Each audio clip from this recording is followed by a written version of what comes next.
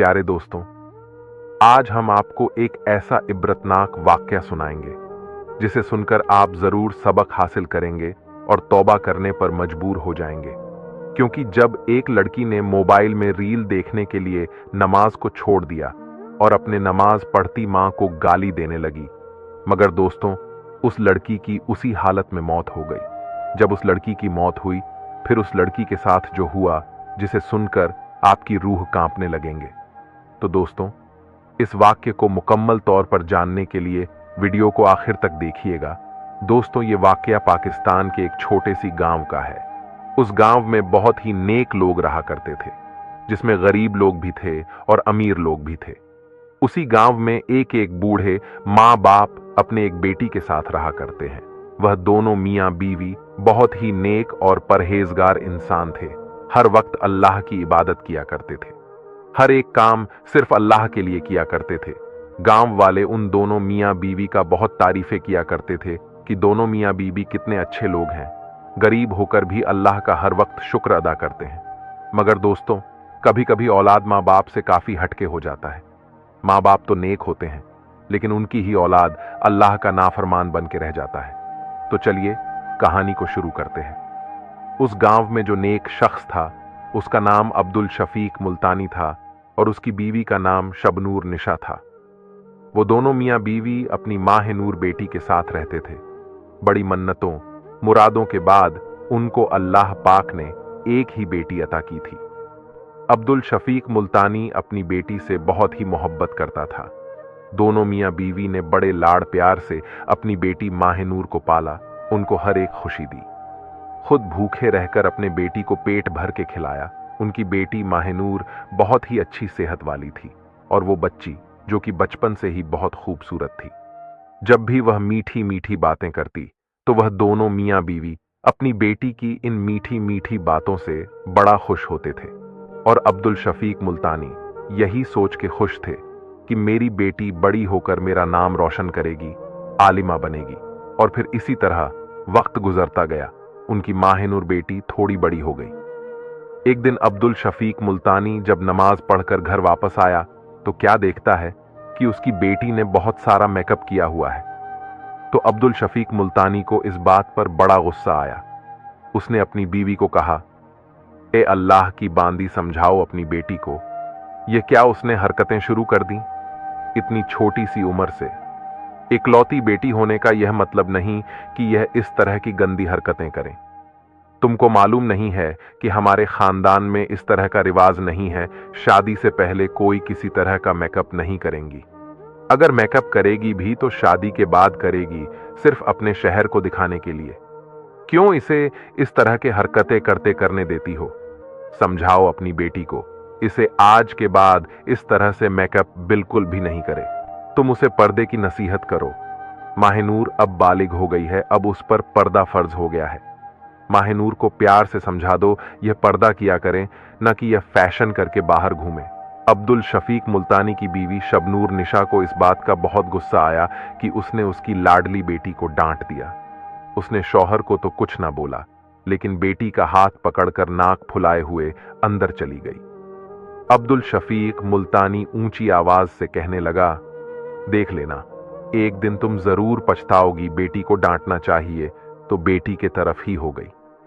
अगले दिन अब्दुल शफीक मुल्तानी काम के सिलसिले में गांव से शहर जाने की तैयारी करने लगा।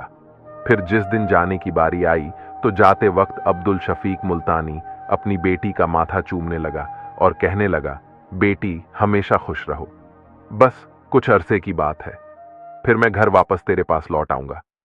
बस तुम मां बेटी अपना ख्याल रखना। और फिर अब्दुल शफीक मुल्तानी कुछ पैसे कमाने के लिए गांव से शहर चला गया। ऐसे ही वक्त गुजरता गया। एक दिन माह-ए-नूर की मां घर का कुछ काम कर रही थी, तो अचानक बेटी अपनी मां के पास आई और कहने लगी, मां, मुझे मोबाइल लेना है। मेरे साथ की जो लड़कियां हैं कॉलेज में, अपने साथ मोबाइल लेकर आती हैं, इंस्टाग्राम पर रील भी बनाती है, गाने सुनती है, तो मेरा भी दिल करता है कि मैं भी मोबाइल लूं। जब इतनी बात मां ने सुनी, तो मां के तो पैरों तले से जमीन खिसक गई।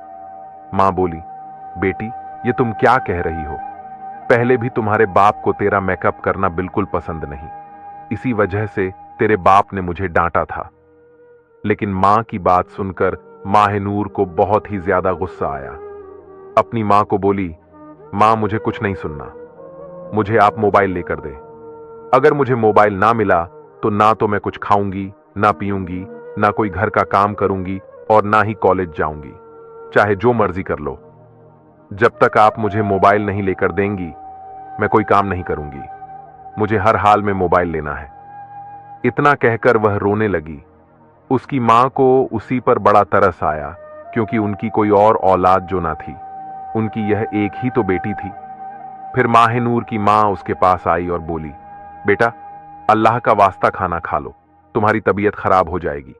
चलो मैं तुम्हारे आगे हार मान लेती हूं, मैं तुम्हें मोबाइल लेकर दूंगी, बल्कि हम आज ही तुम्हारा मोबाइल लेकर आएंगे, लेकिन बेटा खुदा का वास्ता खाना खा लो। यह बात सुनते ही माहिनूर के चेहरे पर मुस्कुराहट आ गई। इसके बाद दोनों मां बेटी बाजार चली गईं और माहिनूर की मां ने अपने शौहर अब्दुल शफीक मुल्तानी को बिना बताए अपनी बेटी को नया मोबाइल खरीद कर दे दिया। अब तो जैनब बहुत ही ज्यादा खुश थी, क्योंकि उसकी इतनी बड़ी ख्वाहिश जो पूरी हो गई थी, जो कि नामुमकिन थी। उसका बाप तो उसे कभी भी मोबाइल ना लेकर देता, लेकिन उसकी मां उसकी जिद के आगे हार गई थी। और अब आगे क्या होने वाला था यह आप लोग जरूर सुनकर जाइएगा। माहिनूर ने जब घर आकर मोबाइल को डब्बे से निकाला तो उसकी मां खुशी खुशी पास बैठकर बोली, बेटा ये मुझे भी दिखाओ किस तरह का होता है। तो माहिनूर के तो फौरन ही तेवर बदल गए।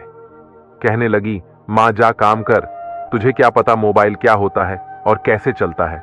तू कौन सा पढ़ी लिखी है, तू तो है ही जाहिल। मां को गुस्सा तो आया, लेकिन बेटी की खातिर मां ने सब नजरअंदाज कर दिया। फिर वक्त यूं ही गुजरता गया। वह लड़की दिन ब दिन बिगड़ती गई, मोबाइल में हर वक्त घुसी रहती, मां का कहना ना मानती, ना कोई घर का काम करती और ना ही नमाज अदा करती और ना ही पढ़ाई लिखाई में ध्यान देती थी। और जब मां नमाज पढ़ने लगती तो उस लड़की को इस बात की कोई फिक्र ना होती, बस वह मोबाइल में गाने चलाकर सुकून से सुनती रहती। जब उसकी मां का नमाज से जहन हट जाता तो वह बेटी से बोलती, बेटी इसकी आवाज कम कर लो, मैं नमाज पढ़ रही हूं तो ध्यान भटकता है। आगे से बेटी जवाब देती, मां तू नमाज कब पढ़ रही है, तेरे कान तो मेरे मोबाइल की तरफ लगे रहते हैं। मां फिर भी सब्र के घूंट पी गई। अब उसको अपनी बेटी की फिक्र सताने लगी कि माहिनूर अब कैसे हरकतें कर रही है। हमने तो क्या क्या नहीं सपने सजाए बैठे थे कि बेटी बड़ी होगी तो कुछ हमारे लिए करेगी, लेकिन यह तो दिन ब दिन मोबाइल के चक्कर में सब खत्म करती हुई नजर आ रही है। न नमाज पढ़ती है, न पढ़ाई करती है, न मेरी बात मानती है। अल्लाह जाने इन लड़की के साथ जो क्या होगा। माहिनूर की मां एक दिन फिर बेटी को समझाने बैठ गई कि बेटी खुदा का खौफ करो, इतना मोबाइल ना चलाया करो, तुम्हारी आंखें खराब हो जाएंगी, तुम बीमार पड़ जाओगी बेटी, मुझे तुम्हारी बहुत फिक्र है, कुछ घर का काम भी कर लिया करो। लेकिन माहिनूर को मोबाइल से फुर्सत ही कहां मिलती थी। उसने अपनी मां को इतनी बात सुनने पर धक्का दिया और कमरे से बाहर निकलने को कहा और चिल्ला के कहने लगी कि मुझे डिस्टर्ब करने क्यों बार बार आ जाती हो, जब मोबाइल ऑफ हो जाएगी मोबाइल चार्जिंग पर लगाकर घर का काम कर लूंगी।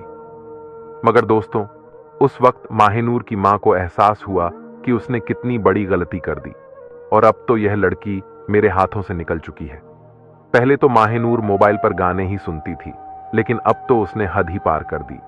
वह जिस कॉलेज में पढ़ती थी उस कॉलेज में उसके साथ एक लड़का पढ़ता था, जिसके साथ माहिनूर की दोस्ती हो गई और दिन रात उसके साथ कॉल में लगी रहती और माहिनूर अपना दिल उस लड़के को दे बैठी थी। वह लड़का उसे हर तरह की हरकत पर मजबूर कर रहा था और माहिनूर हर बात उसकी मानती जा रही थी।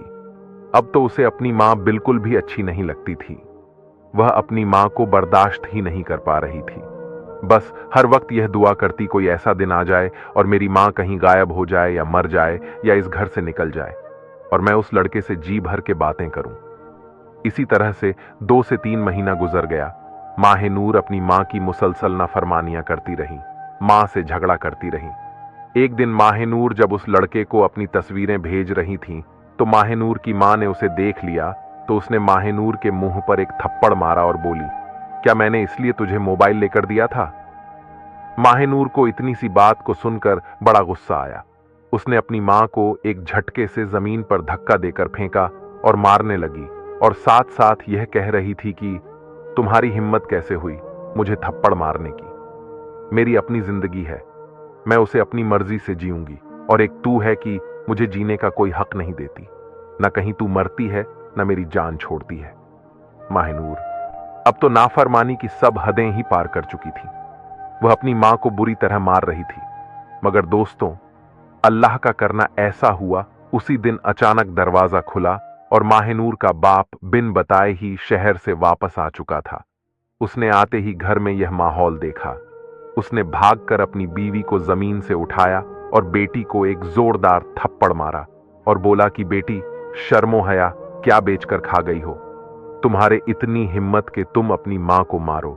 आज मैं तुम्हें फांसी के फंदे पर लटका के ही रहूंगा। अपनी ही मां को थप्पड़ मार रही हो। माहिनूर की मां ने रोते रोते अपने शौहर को सब कुछ सच सच बता दिया। मैंने ही इस मनहूस को मोबाइल लेकर दिया, जिसकी वजह से यह लड़की बिल्कुल बर्बाद हो चुकी है। अब्दुल शफीक मुल्तानी कहने लगा, अब क्यों पछता रही हो? यह सारा तुम्हारी हमदर्दी का ही तो नतीजा है। अभी वह दोनों मियां बीवी इस तरह बातें ही कर रहे थे कि बेटी पांव पटकती हुई अपने कमरे में चली गई और जाते ही उसी लड़के को कॉल कर दी। उस लड़के ने आगे से माहिनूर को तसल्ली दी और मां बाप के खिलाफ और भड़काने लगा और माहिनूर से कहने लगा, यह तुम्हारे कैसे मां बाप हैं? तुझ पर तो जुल्म करते हैं, तुझे भी तो जीने का हक है। तू अगर मुझसे बात करती है तो क्या गुनाह करती है? माहिनूर कॉल पर रोती जा रही थी।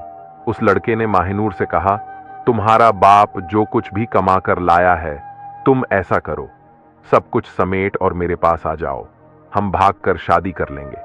माहिनूर ने घर में मां का जितना भी जेवर और बाप का जितना भी पैसा पड़ा था वह उठाया और लेकर रात को चुपके से भाग गई। वह लड़का माहिनूर का इंतजार कर रहा था। जब उसने माहिनूर को आते देखा तो जल्दी से माहिनूर का सारा सामान पकड़ा और कहने लगा, तुम इधर ही रुको, मैं गाड़ी का इंतजाम करके आता हूं। फिर माहिनूर पूरी रात उस लड़के का इंतजार करती रही, लेकिन वह लड़का ना आया, क्योंकि वह लड़का गाड़ी का इंतजाम करने के बहाने माहिनूर का पैसा और जेवर लेकर भाग गया था। इतने में माहिनूर को वहां पर एक बुजुर्ग आते दिखाई दिए। उस बुजुर्ग ने पूछा, बेटी क्या बात है, तुम अकेली क्यों बैठी हो और रो क्यों रही हो? माहिनूर ने रोते हुए उस बुजुर्ग को अपना सारा वाकया सुनाया। उस बुजुर्ग ने माहिनूर को समझाया और बोला, बेटी अभी भी कुछ नहीं बिगड़ा। देखो बेटी, अभी भी रात का अंधेरा बाकी है, फज्र से पहले का टाइम है। फज्र से पहले पहले तुम ऐसा करो, चुपके से घर लौट जाओ, तुम्हारे मां बाप को कुछ पता नहीं चलेगा और उनकी इज्जत बच जाएगी। माहिनूर ने बिल्कुल ऐसा ही किया और चुपके से अपने घर वापस आ गई। देखा तो उसके मां बाप अभी सो रहे थे। वह भी चुपके से आकर लेट गई। जब सुबह हुई, मां ने घर में देखा तो ना कोई पैसा था और ना उसका कोई जेवर था। वह रोने पीटने लगी, लेकिन माहिनूर के दिल में फिर भी जरा सा रहम ना आया कि मैं अपनी गलती को मान लूं, अपने अम्मी अब्बू को सब कुछ सच सच बता दूं। लेकिन नहीं, माहिनूर ने ऐसा कुछ भी नहीं किया। उसकी हरकतें वैसी की वैसी ही रहीं। फिर एक दिन ऐसे ही माहिनूर को उसी लड़के का फोन आया और कहने लगा, माहिनूर मुझे कुछ पैसों की जरूरत है, तुम मुझे कुछ पैसे भेजो, वरना मैं तुम्हारी भेजी हुई तस्वीर लोगों को दिखा दूंगा और तेरे बाप को भी दिखा दूंगा। तेरे बाप की 1 टके की इज्जत ना रहेगी। अगर तुम्हें अपनी इज्जत प्यारी है तो मुझे रकम भेज दो। लेकिन माहिनूर तो अपने बाप का सारा पैसा पहले ही बर्बाद कर चुकी थी। उसके पास अब पैसा देने के लिए नहीं बचा था। फिर उस लड़के ने भी बगैर सोचे समझे तमाम हदें पार कर दी और उसे माहिनूर की सारी तस्वीरें उसके रिश्तेदारों और अपने दोस्तों में शेयर कर दी। जब माहिनूर के बाप को बेटी की यह अजीब तस्वीरें देखने को मिली और लोगों ने तरह तरह की बातें की, तो उसका बाप यह सब बर्दाश्त न कर सका और सदमे से वहीं दम तोड़ गया। लेकिन माहिनूर तो पता नहीं फिर भी किस मिट्टी की बनी हुई थी। बजाय गम मनाने के या तौबा करने के, अपनी हरकतों से बिल्कुल भी बाज ना आई। अब तो वह माहिनूर डांस के अड्डे में जाना शुरू हो गई, मगर अब उसकी लाचार और बेवा मां बेचारी बेटी को बड़ा समझा रही थी, लेकिन बेटी तो बिल्कुल बिगड़ चुकी थी। अब माहिनूर ने रात को भी लेट से आना शुरू कर दिया, क्योंकि बाप का साया उसके सर पर नहीं रहा था। क्योंकि माहिनूर को यही डर रहा था कि मेरे बाप डांटेंगे, तो अब तो किसी का डर नहीं था। इसलिए माहिनूर और आजादी से घूमने फिरने लगी। उस नाफरमान माहिनूर लड़की को घर की कोई फिक्र नहीं थी कि घर में मेरी मां किस तरह से गुजर बसर कर रही है, किस तरह मेरी खाना पीना पूरी कर रही है और किस तरह घर का किराया दे रही है। उस लड़की को हर वक्त अपनी ही पड़ी रहती थी। अब तो वह अक्सर ही अपनी मां को बिल्कुल नजरअंदाज करने लग गई थी। उसने अपनी तालीम बस कॉलेज तक ही हासिल की। इसके बाद अपने तालीमी सिलसिले को जारी ना रख सकी। उसे कुछ ही रहम आया और अपनी मां का हाथ बंटाने के लिए एक जगह नौकरी करने लगी। मां इस बात पर तो बहुत खुश थी कि उसकी बेटी अपने घर के खर्च चलाने के लिए पैसे कमा कर ला रही है, और उसका फिक्र भी कम हो गया। लेकिन वह इस बात पर बहुत ज्यादा परेशान थी कि 19 साल की लड़की अक्सर रात तक बाहर रहती थी। उसका मोबाइल फोन भी बंद होता और अपनी मां को यह बहाना करती कि कम की ज्यादती की वजह से वह अपना मोबाइल बंद कर देती है। माहिनूर की मां को उसके इस झूठ से तस्वीर जाहिर हुई। माहिनूर की मां और ज्यादा परेशान रहने लगी थी और उसने एक बार फिर से सोचा कि मैं किसी तरह अपनी बेटी पर नजर रखूं ताकि यह दोबारा पहले वाली गलती का शिकार ना हो जाए। इसलिए अपने घर के बाहर एक सीसीटीवी कैमरा लगवा दिया और रोजाना सुबह उठकर वह वीडियो देखती और चेक करती कि रात को उसकी बेटी कितने बजे घर आई थी। माहिनूर अपनी मां की इस हरकत से बहुत ज्यादा परेशान थी और शदीद गुस्से में भी थी, और उसने अपनी मां से झगड़ना भी शुरू कर दिया। तुम अपनी बेटी पर शक कर रही हो, यह अच्छा नहीं है। लेकिन माहिनूर की मां ने वह कैमरा लगाए रखा और रोजाना की बुनियाद पर यही चेक कर रही थी कि उसकी बेटी रात को किस वक्त घर लौटती है। एक रोज माहिनूर अचानक गायब हो गई। माहिनूर की मां को इसी बात का डर था और वही हुआ। माहिनूर की मां अब कई दिन तक उसका इंतजार करती रही। माहिनूर को गायब हुए काफी दिन हो गया था। माहिनूर की मां की हालत अब खराब होने लगी थी और उसने बदनामी के डर से किसी से भी इस बात का जिक्र ना किया कि मेरी बेटी घर से भाग गई है। उस दिन माहिनूर की मां अपने घर के दरवाजे पर खड़ी थी। अपनी बेटी की राह देखते देखते अचानक बेहोश होकर गिर पड़ी। मोहल्ले वालों ने माहिनूर की वालिदा को उठाया और हॉस्पिटल में एडमिट कर दिया। लोगों ने यह बात पे गौर किया कि वालिदा के अस्पताल पहुंचने पर भी उसकी माहिनूर बेटी हॉस्पिटल नहीं पहुंची और ना ही माहिनूर अपने घर में मौजूद थी। मोहल्ले वालों ने इस बात को गंभीर मामला जानकर फौरन पुलिस को खबर कर दी। पुलिस जब माहिनूर के घर पहुंची तो सारा माजरा उनके सामने बयान किया गया। माहिनूर कई दिन से गायब है। उसकी मां अस्पताल में पड़ी है, जो कि कोमा की हालत में है। पुलिस ने छानबीन करते हुए घर की तलाशी ली और उसी घर की तलाशी के दौरान दरवाजे पर लगा हुआ कैमरा भी देखा और उसकी सारी रिकॉर्डिंग भी देखी, और उस कैमरे की सारी वीडियो रिकॉर्डिंग अपनी मोबाइल में ले ली। तो उस कैमरे की वीडियो का बतौर जायजा लिया गया, लेकिन कुछ नहीं पता चला। जब पुलिस की टीम जंगल की तरफ गई तो माहिनूर को एक पेड़ के नीचे बेहोश पड़ी हुई थी।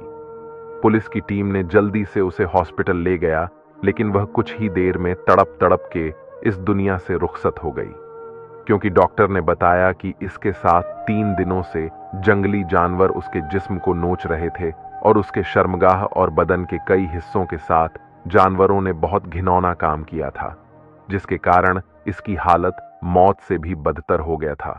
और उसकी मां अभी भी कोमा में थी और वह बेहोश थी। उसकी मां को पता भी नहीं था कि उसकी नाफरमान औलाद इस दुनिया से रुखसत हो चुकी है। अब मोहल्ले वालों ने माहिनूर के कफन दफन का बंदोबस्त करना था, क्योंकि माहिनूर की मैयत बिल्कुल लावारिस पड़ी हुई थी। उसका बाप नहीं था और उसकी मां बेहोश थी।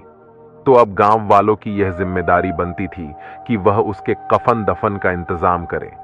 गांव की औरतों ने माहिनूर को गुस्ल दिया, तो उसी वक्त गुस्ल देते ही माहिनूर के जिस्म से अजीब बदबू उठने लगी। गुस्ल देने वाली औरतें तौबा तौबा करते हुए गुस्ल दे रही थी।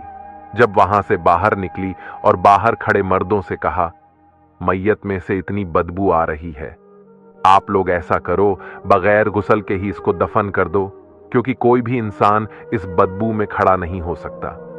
मोहल्ले के मर्दों ने उन औरतों को समझाया, यह सवाब का काम है, वह जैसी भी थी, तुम लोगों का फर्ज बनता है उसे गुस्ल दो। वह मुसलमान लड़की थी, बेशक वह नाफरमान थी। अपने वालदैन की उसने अपनी जिंदगी में बहुत गुनाह किए थे, लेकिन हम यह गुनाह नहीं कर सकते बगैर गुस्ल के उसे दफना दें। आप लोग थोड़ी सी हिम्मत करें, मुंह पर कपड़ा रखकर उसको गुस्ल दें। हमें अपना फर्ज सही तरीके से अंजाम देना है। उसकी मैयत लावारिस है और हम एक मुसलमान हैं। हमारा फर्ज बनता है हम उसके कफन दफन का इंतजाम करें। अगर हम उसको बगैर गुस्ल के दफना देंगे तो क़यामत के दिन अल्लाह ताला हमसे भी सवाल करेगा। मोहल्ले के मर्दों ने उन खवातीन को खुदा का खौफ दिलाया तो उन खवातीन को एहसास हुआ और उन्होंने मुंह पर कपड़ा डालकर माह नूर को गुस्ल दिया। औरतों का काम तो यहीं पर मुकम्मल हो गया। अब मर्दों की बारी थी। उन पर एक अजीब आजमाइश ए गई थी।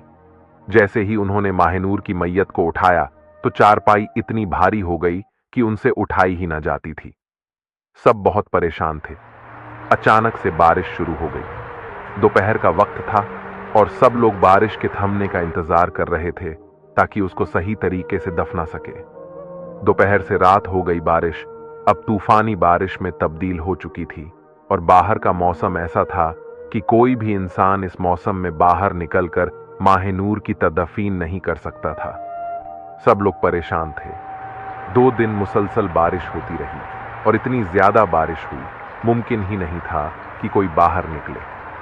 मजबूरन सब ने यह फैसला किया, इमाम साहब से बात की जाए। अहले मोहल्ला ने इमाम साहब से बात की कि अब क्या किया जाए। 2 दिन से लड़की की मैयत पड़ी हुई है और मैयत में इतनी ज्यादा बदबू हो गई है कि हम इसके करीब भी नहीं जा रहे। आप ही कोई हल निकाले। आपको दीने इस्लाम के अहकाम और मसले का ज्यादा पता है। इमाम साहब ने कहा, मौसम तो खराब है और रात का वक्त है, लेकिन हर हाल में आज रात इस बेचारी को दफना दो। मोहल्ले और गांव वालों ने छाता और लाइट का ज्यादा इंतजाम करके उसकी मैयत को उठाया। बहुत मुश्किल से उसकी मैयत उठी। जैसे ही कब्रिस्तान पहुंचे तो बारिश तेज बरस रही थी और जो माहनूर की कब्र थी पूरी की पूरी पानी से भर चुकी थी। वो लोग परेशान हो गए और दोबारा से गोरखन यानी कब्र खोदने वाला शख्स ने दूसरी जगह कब्र खोदने शुरू की, लेकिन वह कब्र भी बारिश की वजह से पानी से भर जाती। वो लोग आधी रात तक इसी कशमकश में रहे। आज किसी भी हाल में माहनूर की मैयत को दफनाना है, वरना उसकी मैयत से बीमारियां फैलने का खतरा था, क्योंकि माहनूर की मैयत पूरी तरह से गल चुका था, बदन से पीप जारी हो गया था। आसपास के लोगों ने खाना पीना छोड़ दिया था, क्योंकि माहनूर के मैयत से इतनी शाहिद बदबू आ रही थी कि लोगों का खाना पीना भी मुश्किल हो गया था। इतने में वहीं पर एक शख्स आया और उसने कहा कि एक बात कहूं, बुरा ना मानना, लेकिन मैंने एक ख्वाब देखा है कि माहनूर को हम उसके मोबाइल के साथ दफनाना होगा, तभी उसे शायद कब्र कबूल करे। जब उस शख्स ने अपना यह ख्वाब सबको बताया तो सब परेशान हो गए कि आखिर कैसे माहनूर को इन सब चीजों के साथ दफनाया जाए। लेकिन उस शख्स ने कहा कि उसको सिर्फ सच्चे ख्वाब आते हैं और हकीकत भी यही थी। वह अल्लाह का बहुत ही नेक बंदा था। लोगों ने सोचा कि हम उस अल्लाह के बंदे की बात पर अमल करके देखते हैं, क्या पता उसको जमीन में जगह मिल जाए। लोग उसके घर से उसका मोबाइल उठाकर लाए और माहनूर की मैयत के ऊपर रख दिया। फिर एक और जगह उसकी कब्र खोदी गई। अब पानी थोड़ा कम हो चुका था, बारिश थम चुकी थी और बड़ी मुश्किल से माहनूर को कब्र में जगह मिली। माहनूर को कब्र के अंदर रखा गया और कब्र में ही उसका मोबाइल और उसका सॉन्ग सिस्टम भी रखा गया। सबको बहुत अजीब लग रहा था, लेकिन सबको लग रहा था यह उसकी इब्रत का वक्त है। जिन चीजों से उसने जिंदगी में मोहब्बत की और उन चीजों की वजह से उसने वालदैन की नाफरमानी भी की, उनको तकलीफ दी, तो यह चीज वह दुनिया में छोड़कर नहीं जा सकती। उसे उन्हीं चीजों के साथ कब्र में दफना दिया जाए ताकि उसको एहसास हो उसने दुनिया में क्या मजे किया और क्या नहीं। फिर अचानक ही एक शख्स की चीख बुलंद हुई। उसने कहा, देखो, इस लड़की की जुबान बाहर आ गई है और उसके कानों से कीड़े निकलने लगे हैं। यह मंजर इस कदर खौफनाक था, वहां पर तमाम मौजूद लोग चीखने लगे, चिल्लाने लगे। उन्होंने कहा, इसको तो मिट्टी डालने से पहले ही इस पर अजाब नाजिल हो चुका है। जल्दी करके इस पर मिट्टी डाल दो और यहां से भाग चलो। ऐसा ना हो कि इसका अजाब हम सबको लपेटे में ले लें। मोहल्ले के लोगों ने जल्दी जल्दी उसकी कब्र पर मिट्टी डाल दी और फौरन से वहां से भाग निकले। औरतें तौबा अस्तगफार पढ़ने लगीं। इमाम साहब से जब इस बात का जिक्र किया तो इमाम साहब ने माहिनूर की मगफिरत के लिए कुरान ख्वानी रखवाया और सब ने 3 दिन तक माहिनूर की मगफिरत के लिए दुआ की। इतने में उसकी मां को होश आया तो उसने सारी हकीकत बता दी।